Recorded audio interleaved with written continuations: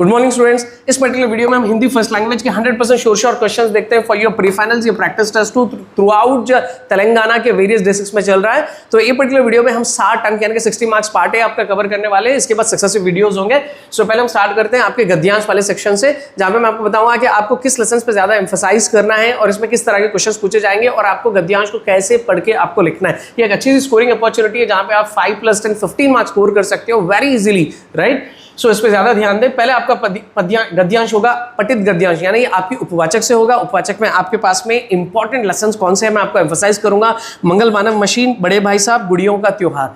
But again अगर इसमें से कोई पैसेज आपको रिसेंटली आ चुका है आपके प्री फाइनल 1, प्रैक्टिस टेस्ट 1 या फिर स्पेशल टेस्ट में, वो सेम लेसन से दोबारा नहीं पूछेगा। इस चीज का ध्यान रखिए। गजनंदन लाल पहाड़ चढ़े और साए अज्जू वाला भी अगर आप पहले पढ़े तो kindly revise it now.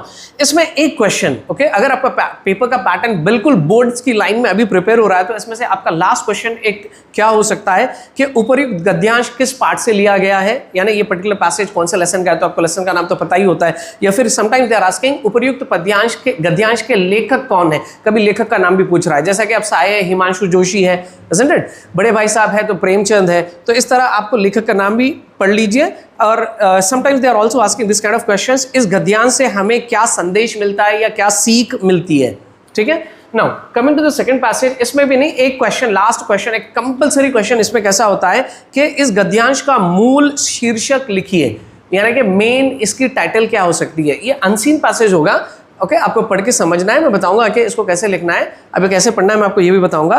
And then या फिर इसमें एक ऐसा भी क्वेश्चन पूछा जा रहा है, इस गद्यांश का मुख्य विषय क्या है, ओके। मुख्य विषय या शीर्षक एक ही चीज है, यानी किस थीम के बारे में यहाँ पे बात किया जा रहा है। सो पहले आपको क्या करना है, whether is this passage, if you are not familiar with the stories and all, या फिर ये पैसेज है तो आपको twice you have to read the passage, okay. This is the key to score your 15 marks, ठीक है। सो आपको पहले फर्स्ट टाइम कंप्लीटली पढ़ना है विदाउट एनी डिस्ट्रैक्शंस। और कैसे पढ़ना है, कैजुअली पढ़ना नहीं है, आपको एनालिटिकली पढ़ना है, उसकी एक एक चीज को समझते हुए फर्स्ट टाइम पढ़ना है, ओके। स्पेशली ये गद्यांश है, यहाँ पे नए नए टेक्निकल वर्ड्स आते हैं, आपको 100% वोकैबुलरी का पता होना जरूरी नहीं है, कुछ नए वर्ड्स आते हैं, तो don't worry. When you read it for the first time आपको इसका बैकग्राउंड पता चल जाता है, यानी कि इसकी थीम क्या है, अगर वो कोई शॉर्ट स्टोरी है तो उसके अंदर कैरेक्टर्स क्या है, सेटिंग क्या है, ओके। तो ये सारी चीज़ आपको फर्स्ट रीडिंग में आइडिया आ जाता है। Maybe you are not familiar with some vocabulary, new words आपको नहीं पता है, बट आपको ये सब आइडिया हो गया। क्या क्या आइडिया हो गया, आपको सेटिंग पता चल गई कि ओके कैरेक्टर्स क्या है, यहाँ पे थीम क्या है, ये सब पता चल गया। तो सेकंड टाइम आपको दोबारा पढ़ना है, तो दोबारा जब पढ़ते हो तो एक एक सेंटेंस के पास आपको रुक रुक के पढ़ना है। तो ये सेंटेंस पे जब रुकते हो तो you try to analyse every single sentence. तो सेकंड टाइम आप जब पढ़ रहे हो तो फर्स्ट टाइम आपके सबकॉन्शियस माइंड में जो जो चीज़ें थी, आपको सेटिंग मालूम थी, वहाँ पे थीम क्या थी, कैरेक्टर्स क्या है, तो that will help you to understand those new vocabulary words in the context. आपको समझने में ओके सरलता, आसानी हो जाएगी, ठीक है। तो नए वर्ड्स को आप वैसे समझ सकते हो, तो आपको इस तरह पढ़ना है। फिर थर्ड टाइम आपको क्या करना है, then you look at the question answers. I mean questions पे तब देखिए, आप इमीडिएटली एक रीडिंग करें या फिर सीधा क्वेश्चन देखिए उधर देखे, ऐसे नहीं करो, क्वेश्चन पढ़ो। क्वेश्चन में जो मेन क्वेश्चन में जो कीवर्ड पूछा जा रहा है वो कीवर्ड को वहाँ पे सर्च करो कि आपको पैसेज में कहाँ मिल रहा है। सो वहाँ से जाओ, फिर आप उसको ओन से लिखो। एवरीवन कैन राइट इट, बहुत आसानी से आप उसको लिख सकते हो। And remember, okay, most of the time we lose our marks in this passage but just copy paste, आप वहाँ से sentences pick करते हो या paste करते हो, so ऐसे मत करिए। Sometimes you have to write on your own, वही vocabulary, वही words को use करके आपको अपने हिसाब से लिखना है, ठीक है। And it's this is for 2 marks every question, इसके अंदर 10 marks है टोटल, तो कम से कम आप 3 lines तो लिखना है, ठीक है। और उर्दू के वर्ड्स का प्रयोग नहीं करना है, आपको हिंदी की वोकैबुलरी यूज करना है, फाइन। और जैसे मैंने बताया कि यहाँ पे एक क्वेश्चन आपको पूछा जा रहा है इसके शीर्षक के बारे में, शीर्षक यानी टाइटल के बारे में, या क्या या इसका मुख्य विषय क्या है। तो जब आप उसको 2 बार पढ़ते हो, जब उसके क्वेश्चंस को आंसर्स ढूंढते हो, तो आपको पता चल जाएगा कि इसका शीर्षक क्या होना चाहिए, कि what it is exactly talking about, ठीक है। So you can right it. Now will move on with the पद का भाव। अब नेक्स्ट सेक्शन, आपको यहाँ पे कोई चॉइस नहीं होती है, या आपके पोएट्री के जो लेसन्स है वहाँ से आपको कोई भी 4 लाइन या 6 लाइन दिए जाते हैं, तो उसका भाव आपको लिखना है, ठीक है। मैं इंपॉर्टेंट टॉपिक्स आपको बताऊंगा कि किस पे आपको फोकस करना है ज़्यादा, मैं क्वेश्चंस भी बताऊंगा। और ये जो पद के भाव है अगेन आई से कि स्पेशल टेस्ट और प्रीफाइनल टेस्ट वाले पर्टिकुलर पद के भाव मत पढ़िए, दूसरे पढ़िए, और ये पद के भाव को हम इग्नोर करते हैं, ऐसा मत करिए, क्योंकि ये सेम पद के भाव से आपको शॉर्ट क्वेश्चन आंसर्स लिखने में हेल्पफुल होगी। ये जो क्वेश्चन नंबर 13 है आपके पोएट्री का क्वेश्चन है, you can easily attempt that अगर आपको पद का भाव का आइडिया है। ठीक है, सो मैं पद के भाव के आपको टॉपिक्स पहले पढ़ के बता देता हूँ कि आपको कौन सी टॉपिक्स इसमें पढ़ना है। आई मीन कि अगर आप कवित्व लेसन से पढ़ रहे हो, थोड़ा सा मैं जंबल ऑर्डर में जा रहा हूँ, okay, I have no time to rearrange all those things. तो कवित्व से अगर आप पढ़ते हो तो ये देखो, ये वाली लाइन है, ओरे भांति कुंजन में गुंजारत भीर भोर, ओके,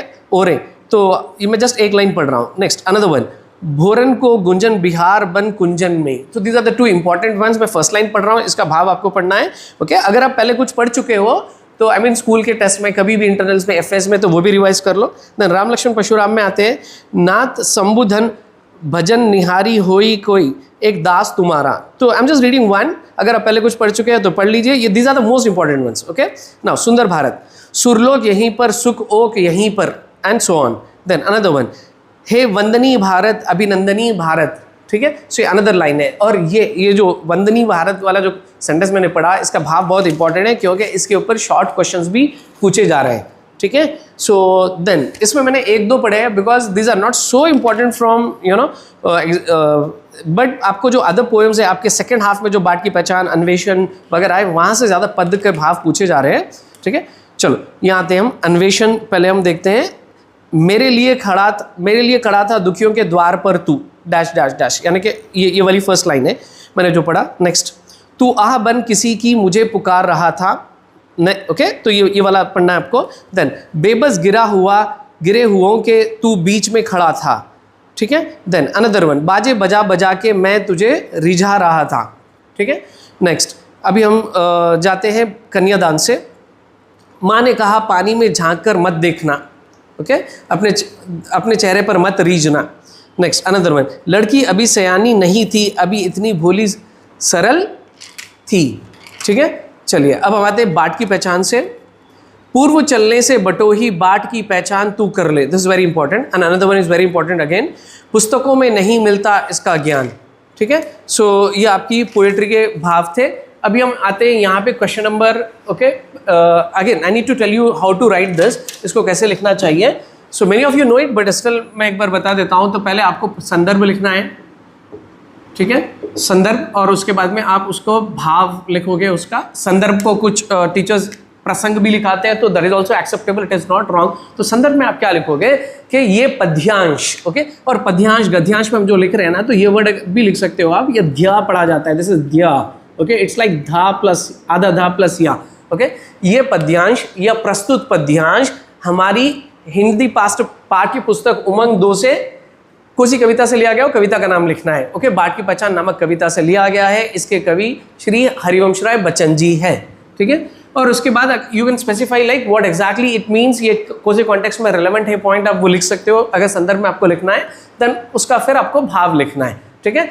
इसको इस तरह आप ऑर्गेनाइज करके लिखना है। अगर आप नहीं भी जानते हो exactly, if you don't remember, the students who are reading it for the last at the last minute, आपको रिलेवेंट स्टोरी से रिलेटेड जो भी आप जानते हो, बाट की पहचान वगैरह जो कॉन्सेप्ट है, वो थीम के बेस पे आप कुछ लिखना है। लेसन का नाम तो आप लिखना जानते हो, और ये भाव में कुछ ना कुछ लिखो, you will get something at least, okay, don't leave it, fine.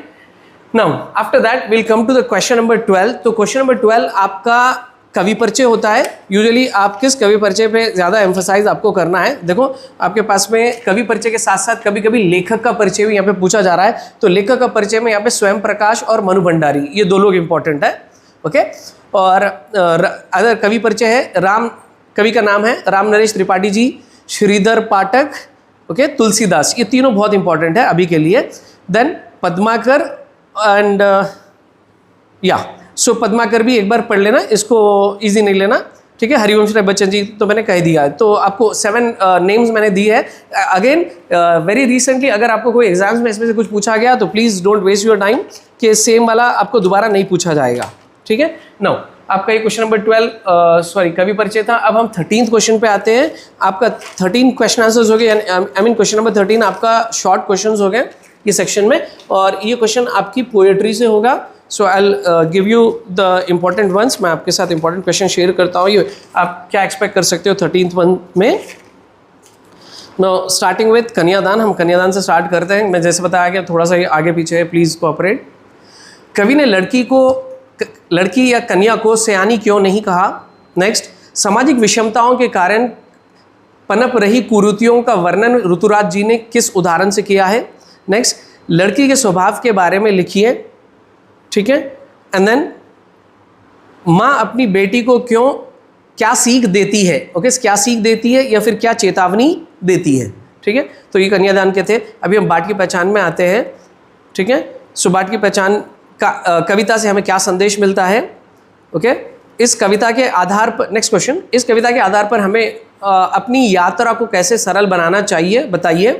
Next, सपनों को साकार करने के लिए कवि ने कौन से तथ्य बताए हैं। देन नेक्स्ट, साहसी और कर्मवीर व्यक्ति ही लक्ष्य तक पहुंच पाते हैं, इस कथन की पुष्टि कीजिए, ठीक है। सो 2 लेसन्स हो गए यहाँ पे। अब अन्वेषण में आते हैं। अन्वेषण में, कण कण में व्याप्त भगवान की पूजा में आडंबरों को स्थान नहीं दिया जाना चाहिए, इस कथन की सहमति या असहमति पर अपने विचार प्रकट करिए, ठीक है। नेक्स्ट क्वेश्चन, समाज में पहले बाहर आडंबरों के विरोध में कवि क्या संदेश देते हैं। नेक्स्ट, कवि सुख दुख में कैसे रहने को कहते हैं। नेक्स्ट, अन्वेषण कविता से हमें क्या सीख मिलती है या फिर क्या संदेश मिलता है। नेक्स्ट, कवि ने ईश्वर का वर्णन किन किन रूपों में किया है, ठीक है। सो देखो यहाँ पे शॉर्ट आंसर्स आप ये जो पढ़ रहे हो ना, तो कभी कभी इसको लॉन्ग में भी पूछा जा रहा है, तो आपको लेसन के आई मीन जो थीम है, थीम बेस पे आपको इसको एलॉबरेट करके लिखना है। आप ज़्यादा आंसर्स यहाँ से एक्सपेक्ट कर सकते हो इन पर्टिकुलर पोएम से, ओके। कुछ और भी क्वेश्चंस हैं जो मैं आपके साथ शेयर करने वाला हूँ। As I told, you need to cooperate because the questions are not been ordered. I was been preparing at 2 o'clock at night, okay. So Ram Lakshman Parshuram का संवाद, राम लक्ष्मण परशुराम संवाद कविता का से क्या संदेश मिलता है या क्या सीख मिलता है। देन, लक्ष्मण राम को दोष रहित क्यों बताते हैं। कवित में आते हैं, हमारे जीवन में इस सृष्टि की अपूर्व देन प्रकृति है, कवित के आधार पर स्पष्ट कीजिए। नेक्स्ट, ओके, प्राकृतिक, इस कविता के आधार पर, यानी कविता का नाम है कवित, ओके, इसमें इस कविता के आधार पर प्राकृतिक सौंदर्य का वर्णन कीजिए। नेक्स्ट, सुंदर भारत, कवि ने भारत की धरती पर स्वर्ग का अनुभव होता है, ऐसे क्यों कहा है। द नेक्स्ट, सुंदर भारत कविता के आधार पर नदी और आकाश की विशेषताएं लिखिए। देखो, नदी और आकाश की विशेषताओं का आंसर आपको कहीं नहीं मिलेगा, यानी आपके स्टडी मटेरियल, आपके वर्कबुक में। तो ये आंसर आपको कहाँ मिलेगा, मैं आपको बताता हूँ। आपके पास जो फर्स्ट आंसर है 6 लाइन्स का, भारत मैं पढ़ रहा हूँ, देखो, भारत हमारा कैसा सुंदर सुहा रहा है, शुचि भाल पे हिमालय, चरणों पे सिंधु आंचल में, उस पर विशाल सरिता से सित हीर हार चंचल।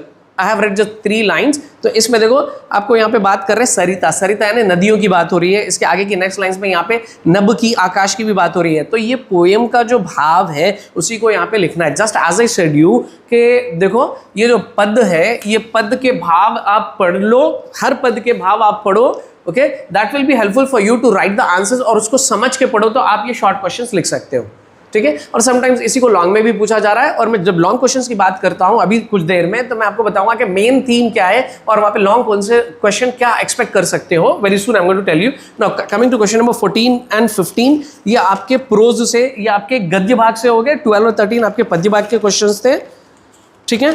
सो तो कमिंग टू द गद्य भाग, यहाँ पे बच्चों से ना छीनो उनका हक, जो लेसन है आपका लेसन नंबर 8, वहाँ के क्वेश्चंस मैं आपको पहले दे रहा हूँ। बच्चों के लिए खेलना क्यों आवश्यक है। देन, बच्चों को खेलने के अवसर ना मिलने पर क्या परिणाम हो सकते हैं।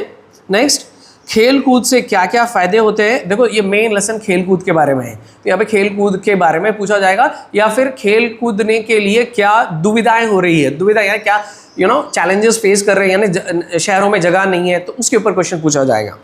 नेक्स्ट क्वेश्चन, मैरी कॉम ने महानगरों में क्या देखा, यानी ये देखा कि वहाँ पे खेलने के स्थल नहीं है, वहाँ की जगह निरंतर सिकुड़ती जा रही है। देन, बच्चों को खेलने के क्या मूलभूत सुविधाएं होनी चाहिए, यानी बेसिक फैसिलिटीज़ क्या होना चाहिए। अभी हम बाल अदालत में आते हैं। हमें पर्यावरण का संरक्षण क्यों करना चाहिए। देखो यहाँ पे भी आपको पर्यावरण से रिलेटेड पूछेगा आपको, यार पर्यावरण को हम कैसे दूषित कर रहे हैं, यानी कैसे पोल्यूट कर रहे हैं, ओके, इसके कॉजेस क्या है, एंड देन इसका क्या इफेक्ट हो रहा है, इसका क्या इम्पैक्ट हो रहा है इसकी वजह से, ये दूषित होने से, और उसको कैसे, इसका सोल्यूशन क्या होगा, यानी कॉजेस, प्रॉब्लम, सोल्यूशन, इसी के ऊपर आपको मोस्टली पूछा जाएगा, राइट। देन पर्यावरण की रक्षा की जिम्मेदारी आप कैसे निभाएंगे, ओके, एंड देन नेक्स्ट, पर्यावरण को दूषित करने वालों को आप क्या सुझाव दोगे, व्हाट डू यू सजेस्ट, ठीक है। देन न्यायाधीश ने करोड़ीमल को सजा सुनाई, क्या आप उससे सहमत हैं। नेक्स्ट, पेड़ों या फिर जंगलों को काटे जाने के क्या दुष्परिणाम हो सकते हैं। I was talking about the impact. Then पर्यावरण प्रदूषण के कारणों पर प्रकाश डालिए, कारण, और ये क्वेश्चन को ऐसे भी पूछा जा रहा है, पर्यावरण को हम कैसे हानि पहुंचा रहे हैं, ओके। नेक्स्ट, पेड़ों की कटाई करना एक अपराध है, बाल अदालत पाठ के आधार पर सिद्ध कीजिए या स्पष्ट कीजिए। नेक्स्ट, सफलता की चुनौती पे आते हैं, यहाँ से कुछ शॉर्ट आंसर्स लेंगे। प्रीति मोंगा की चारित्रिक विशेषताओं का वर्णन कीजिए। कभी कभी इसको लॉन्ग में भी पूछा जा रहा है, प्रीति मोंगा ने बच्चों को क्या संदेश दिया है। नेक्स्ट, दृष्टिहीन लोग अपना कार्य स्वयं कैसे कर सकते हैं, या फिर ये क्वेश्चन को ऐसे भी पूछा जा रहा है, दृष्टिहीन लोग अपना कार्य कैसे स्वयं करते हैं, और दृष्टिहीन लोगों में क्या क्या क्षमताएं होती है। Fine, so now we will move on with some more short questions from other lessons, okay. तो यहाँ पे हम गोभी के फूल से लेते हैं। बाबू हनुमान प्रसाद जी को हरी सब्जी का मर्ज है, इस कथन की पुष्टि उदाहरण द्वारा कीजिए। कभी कभी इसको 7 मार्क्स में भी पूछा जा रहा है, तो वो हिसाब से आप पढ़िए, 7 में ही पढ़िए। अगर आपको 3 में आया तो उसको थोड़ा सा कम करके लिख लो, 7 में आ गया तो पूरा लिख लो।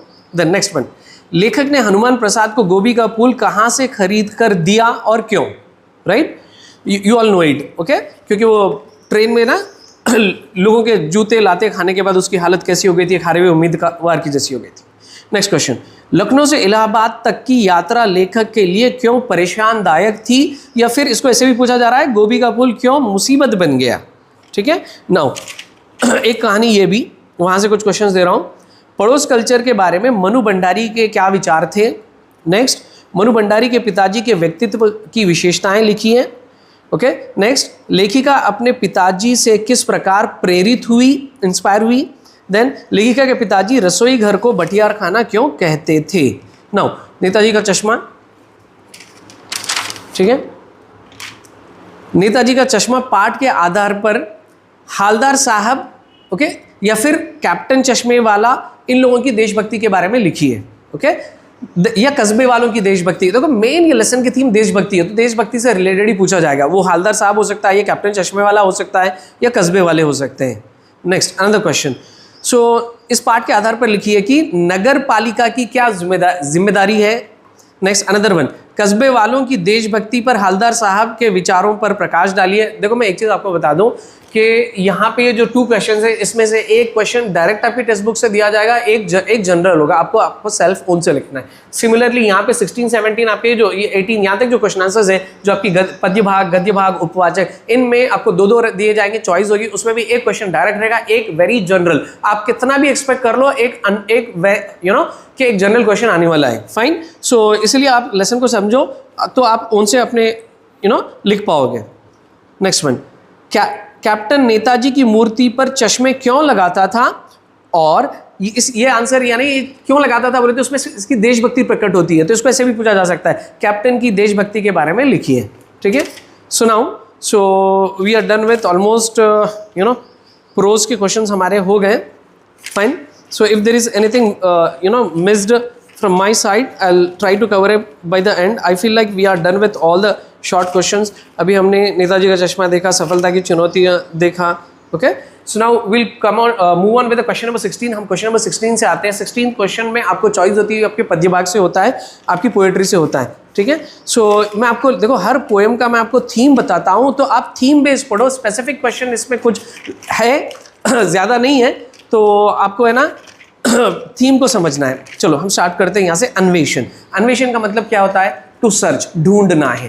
तो यहाँ पे किसको कौन ढूंढ रहा है, यहाँ पे कवि भगवान को ढूंढ रहा है। तो कहाँ पे मिलेंगे आपको भगवान, कवि कहाँ ढूंढ रहा है कि कवि बताइए कहाँ ढूंढ रहा है? ये मंदिर में ढूंढ रहा है, जंगलों पे ढूंढ रहा है, निर्जन स्थानों पे ढूंढ रहा है। निर्जन यानी जहाँ लोग नहीं बसते, तो भगवान वहां नहीं मिलते। भगवान कहाँ मिलते? दीन दुखियों के द्वार पर मिलते हैं। यानी कि आप दीन दुखियों की, दीन यानी गरीब, दुखी, यू नो, आप जानते हो कि दुखी क्या किसे कहते हैं, तो I don't need to give a synonym for it. So उनके द्वार पर, यानी उनकी अगर आप सेवा करते हो तो आपको भगवान मिलते हैं। ये लेसन का थीम है। तो यहाँ पे क्वेश्चन क्या पूछा जा सकता है कि यहाँ पे मेन क्या हाईलाइट किया जा रहा है? बाहरी आडंबर यानी शो ऑफ, दिखावा।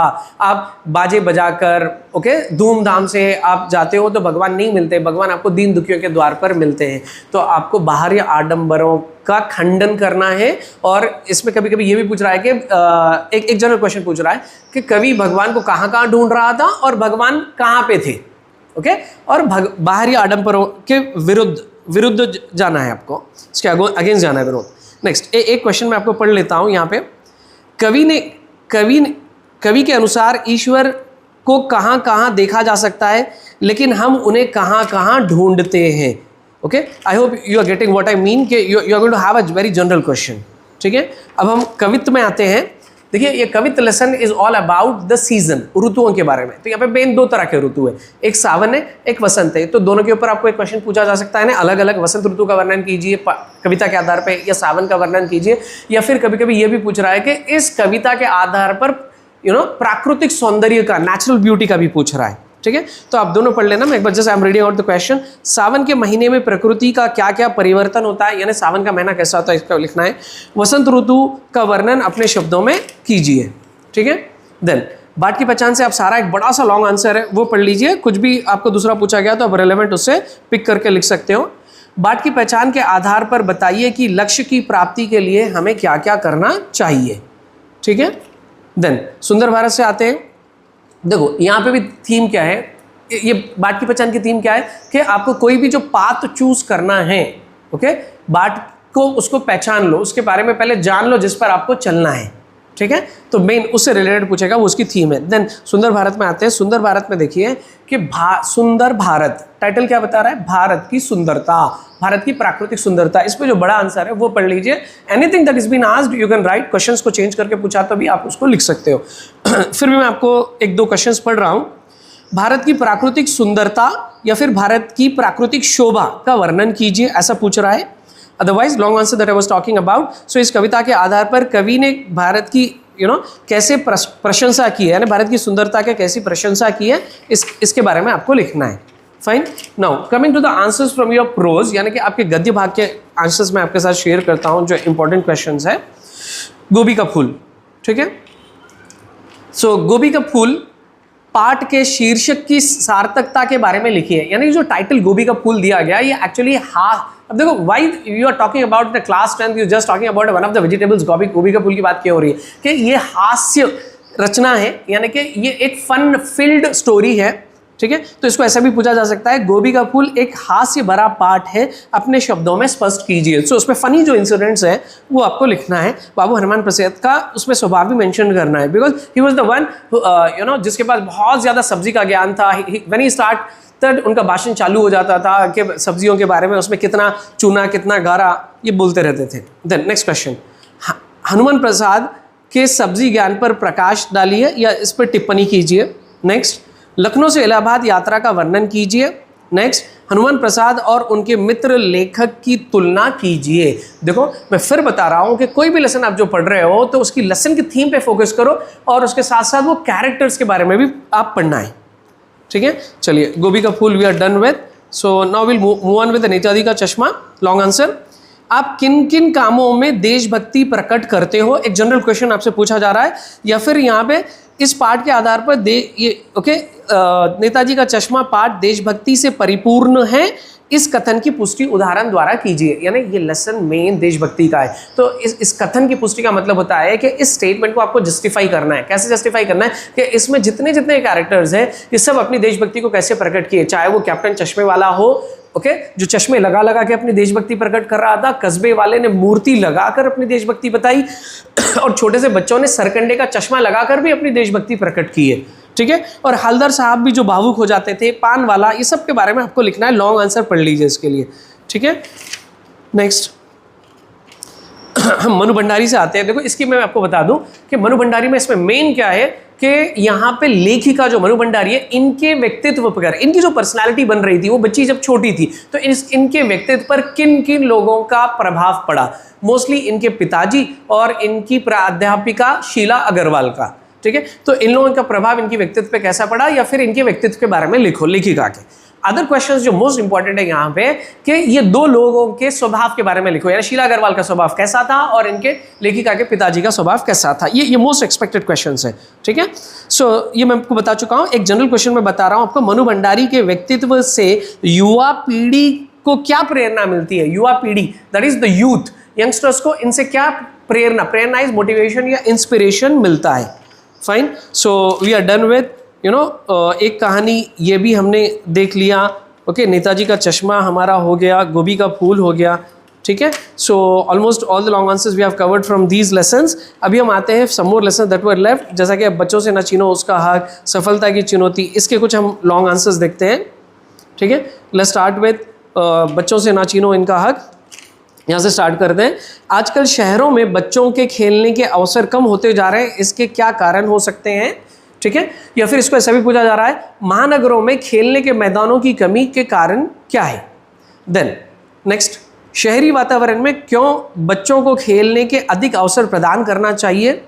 नेक्स्ट, पाठ के आधार पर महानगरों की विशेषताएं लिखिए। Almost all the answers are same. Then सफलता की चुनौती से, ये बहुत इंपॉर्टेंट आंसर है। समस्या का समाधान खोजने वाला ही सफलता का अधिकारी है, इस कथन की पुष्टि पाठ के आधार पर कीजिए। नेक्स्ट, दृष्टिहीन लोगों के लिए कौन कौन सी सुविधाएं उपलब्ध करा सकते हैं। नेक्स्ट, प्रीति मोंगा जी के संघर्ष में जीवन का परिचय अपने शब्दों में स्पष्ट कीजिए। या फिर इसको ऐसा भी पूछा जा रहा है, मैं आपको ऑलरेडी 3 मार्क्स में जब बोल चुका हूं कि इनके चारित्रिक विशेषताएं बताओ, या फिर इनके जीवन के बारे में आप क्या जानते हो। ठीक है, सो बच्चों से ना छीनो हक इनका हो गया, सफलता की चुनौती हो गई। Fine, so we are done with almost all the question answers from here. Now we will move on with your उपवाचक। अब हम उपवाचक में आते हैं। अगर मेरे से कुछ मिस हो गया तो मैं I'll just check it out at the end. So उपवाचक के मैं कुछ lessons के आपको important questions शेयर करता हूँ। फाइन, सफलता की चुनौती, बाल अदालत वी हैव कवर्ड अप। बाल अदालत मोस्टली जो शॉर्ट क्वेश्चंस में बोला तो उसी में से आपको लॉन्ग क्वेश्चंस आने के चांसेस है। ठीक है, चलिए अब हम यहाँ शुरू करते हैं। गजनंदन लाल पहाड़ चढ़े, यहाँ से गजनंदन लाल पहाड़ चढ़े पाठ के आधार पर आप तपोवन का वर्णन कीजिए, यानी तपोवन की सुंदरता का वर्णन करना है। नेक्स्ट, गौमुख की यात्रा पर गजनंदन लाल ने जो प्रतिभा दिखाई उससे आपको क्या सीख मिलती है। फाइन, द नेक्स्ट, गजनंदन लाल के स्थान पर आप होते तो यात्रा पर जाने के लिए क्या तर्क देते, यानी रीजन क्या देते। नेक्स्ट, गजनंदन लाल की गौमुख यात्रा का वर्णन अपने शब्दों में कीजिए। नेक्स्ट, गौमुख की सैर पर गजनंदन को भेजने का प्रिंसिपल का निर्णय क्या वो सही था, अगर था तो कैसे, और गजनंदन लाल ने कैसे अनुमति ली, यानी यात्रा पर जाने के लिए कैसे अनुमति ली। Fine, so then we are done with Gajanandan Lal पहाड़ चढ़े। अभी हम अदर लेसन पे आते हैं।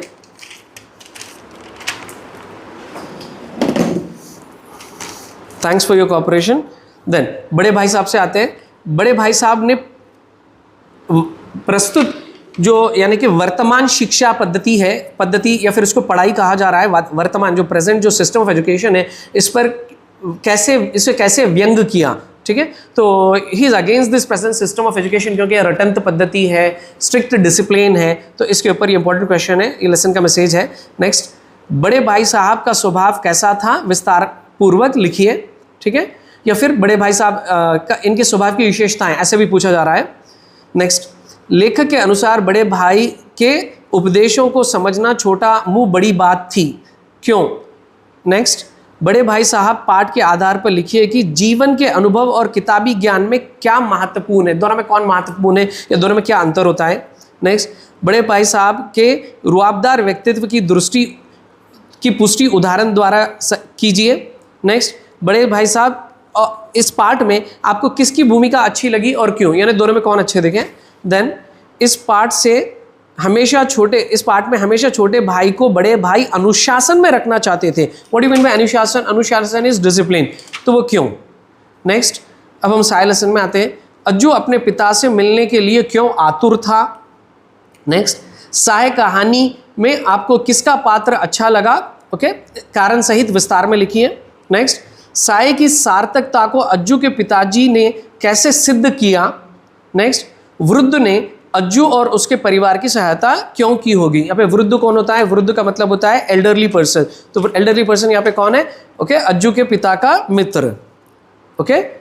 नेक्स्ट, गजेंद्र लाल पहाड़ चढ़े तो हो चुका है हमारा। मंगल मानव मशीन पे आते हैं यहाँ पे, तो ये देखिए मंगल मानव मशीन पार्ट मानवतावाद का उदाहरण है, स्पष्ट कीजिए। नेक्स्ट, मंगल लोक के वासियों के बारे में लिखिए, ये मंगल लोक के लोगों के बारे में ऐसे पूछ रहा है, लोग तो नहीं होते, वासी बोल सकते हैं आप। नेक्स्ट, विश्व कल्याण चाहते हो तो भारत का अनुकरण कीजिए, मेधावी ने ऐसा क्यों कहा होगा। नेक्स्ट, मंगल लोक की विशेषताओं का वर्णन कीजिए। नेक्स्ट, मंगल ग्रह के वासी विश्व का कल्याण किस प्रकार करना चाहते हैं।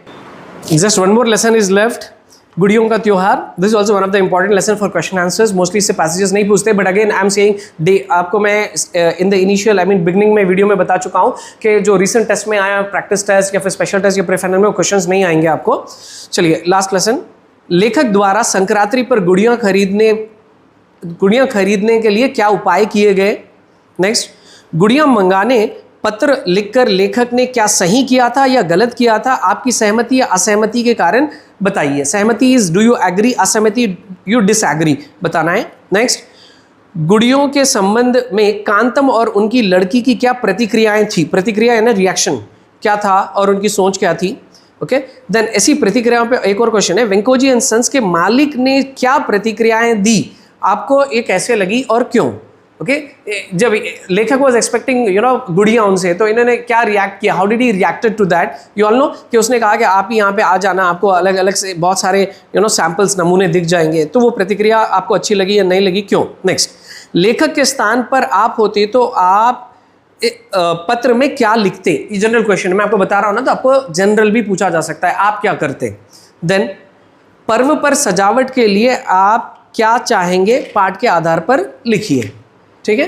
Then so it was very general. Now come back to the last question, that is आपका यहाँ पे डिस्कोर्स होगा। There are around 8 to 9 discourses, लेकिन उसमें से मैं आपको ये 6 दे रहा हूँ, ये मोस्ट इंपॉर्टेंट है, आपको इसी में से कोई एक आ जाएगा। अगेन आपको रिसेंटली जो दो आपको डिस्कोर्सेस आए वो दोबारा नहीं आएंगे, यानी रिसेंट जो प्री फाइनल का हो गया उसको I mean you can ignore और यू कैन स्किप, एक बार स्पेशल टेस्ट के भी देख लो, क्योंकि अगर आप यहाँ है 6 उसमें से आप 4 छोड़ देते हो तो अब बचता ही क्या आपको, तो इसीलिए ये देखो पहले आपको सूचना है, ओके। देन पोस्टर है, प्रश्नावली, इंटरव्यू के लिए प्रश्नावली है, पत्र है, विज्ञापन है और संवाद है, okay. The first 4 are very very important one, but again इसमें से कोई अगर रिसेंट प्री फाइनल में आ गया तो वो दोबारा इस बार नहीं पूछा जाएगा आपकी डिस्ट्रिक्ट का, फाइनल के लिए मैं अलग से बताऊंगा, ठीक है। और इन सबका मैं पिछली मेरे पास आई मीन लास्ट टाइम मैंने जो वीडियोस डाली थी स्पेशल टेस्ट में, उसको मैं दोबारा शेयर करने वाला हूँ लिंक्स इसमें, but only members can have an access to this. और इसके बाद मैं नेक्स्ट वीडियो बनाऊंगा पार्ट बी ऑब्जेक्टिव की, this is the where we lose a marks, this is the one that we ignore, okay. Please do not ignore, they carry 20 marks. तो मैं आपको एक बहुत अच्छी सी आपको ऑब्जेक्टिव वीडियो बताऊंगा जहां पे आप easily you can score all the 20 marks.